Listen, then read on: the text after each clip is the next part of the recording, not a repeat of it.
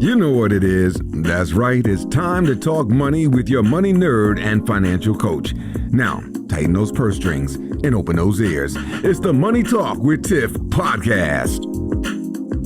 Hey everyone, and welcome to another episode of Tiffany's Take, where I answer your money questions right here on the podcast. If you want your question answered, just go to www.moneytalkwitht.com/Ask Tiffany, and I'll be more than happy to answer for you. So in today's episode, I want to talk about something that doesn't really get much play. A lot of these conversations don't happen, and that's about an exit strategy when you have a business. So recently, I was able to hop on a call with a representative of QuietLight, which I'll have their link in the show notes. I absolutely loved the conversation, and I'll tell you why in a few, but I hopped on a call with them to think about, okay, if I was to sell Money Talk with Tiff, what would it be worth? And so they did a whole valuation process and gave me some tips. And I just want to share that with you all here as well. So first and foremost, I know anytime, you're an entrepreneur or you want to be an entrepreneur, you're thinking, I want to build a successful business and I want it to be great. And it's going to be the best business and it's going to be my baby and I'm going to love it and it's going to be awesome.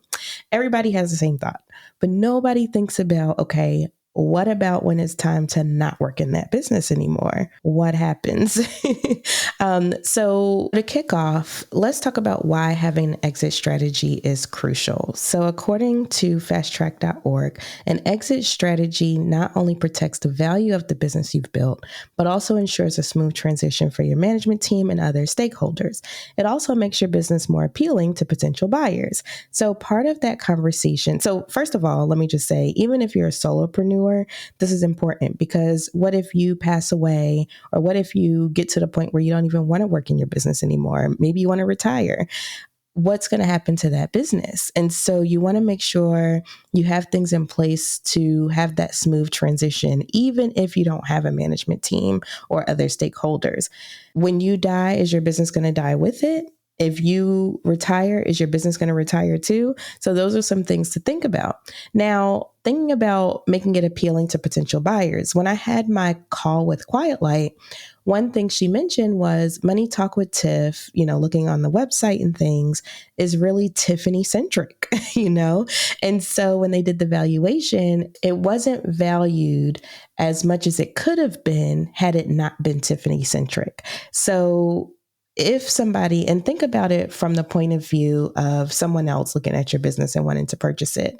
If my picture and everything is all over the website, then if I retire or sell the company, that person is going to have to remove those pictures, maybe change the name, all these different things. And so now that's something I need to consider, because if they have to do all of that, it makes the value a little less than it should be.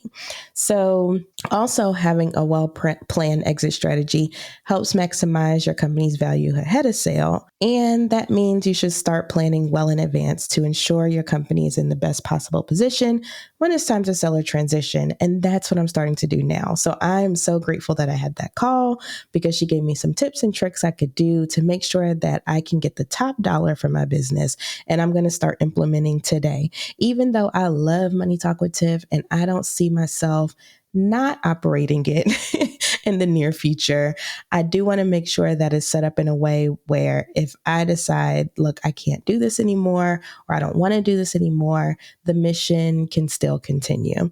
So what happens if there's no exit strategy? Well, without a clear plan, a poorly executed exit could lead to financial chaos, emotional turmoil.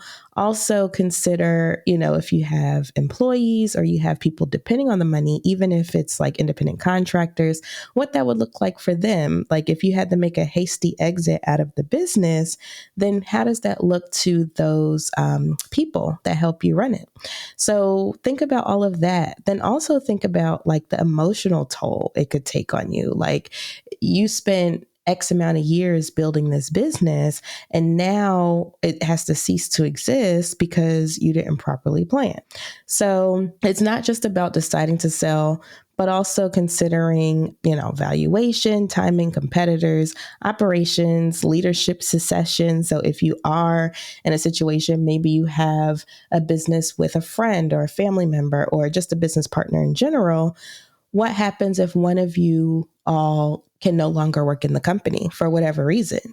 What does that look like? And one strategy that I've seen when you have a company that's, worth quite a bit and it has multiple owners, one owner will get a life insurance policy on the others. And, they'll do that back and forth. So that way, if that person passes away, then, everything can be taken care of.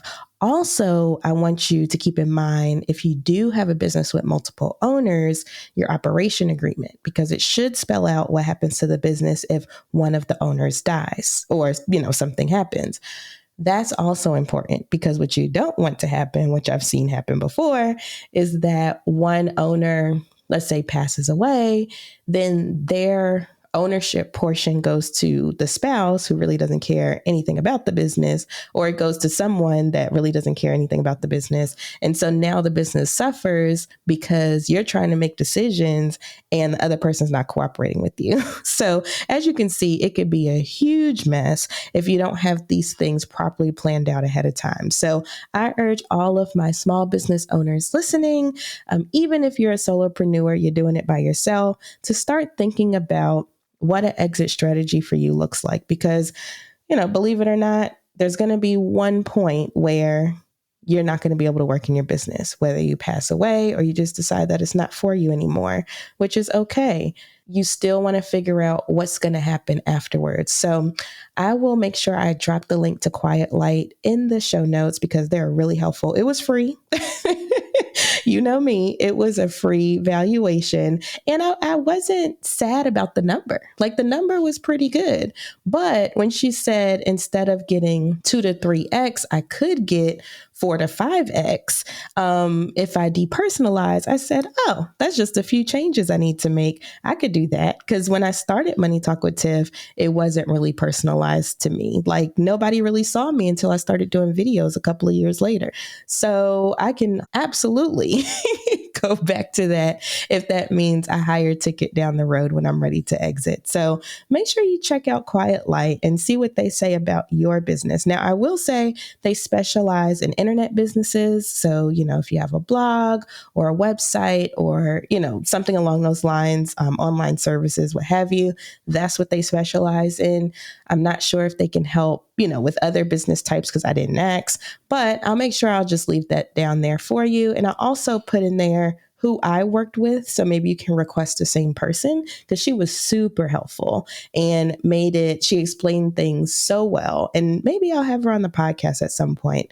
But anyway, highly recommend thinking about an exit strategy and thinking about your business valuation now. So that way you can start making those changes.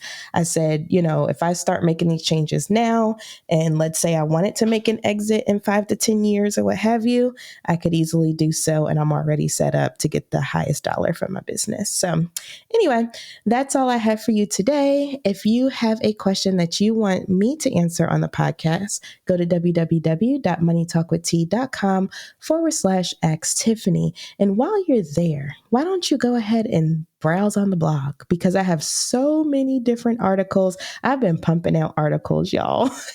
Podcast episodes and articles. I've been pumping them out for the people. So definitely check all of that out and do a search on the site. Search for whatever is on your mind when it comes to money, business, or career. And if you don't see something for it, let me know so I can create it for you. My platform is your platform. I do this for you. So thank you so much for listening. And make sure you subscribe and leave a review and rate so that way other people can find us. I hope you have a wonderful rest of your week. Bye.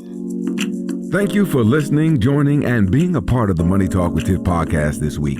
You can check Tiff out every Thursday for a new Money Talk podcast. But if you just can't wait until next week, you can listen to previous podcast episodes at moneytalkwitht.com or follow Tiff on all social media platforms at Money Talk with T. Until next time, spend wise by spending less than you make. A word to the money wise is always sufficient.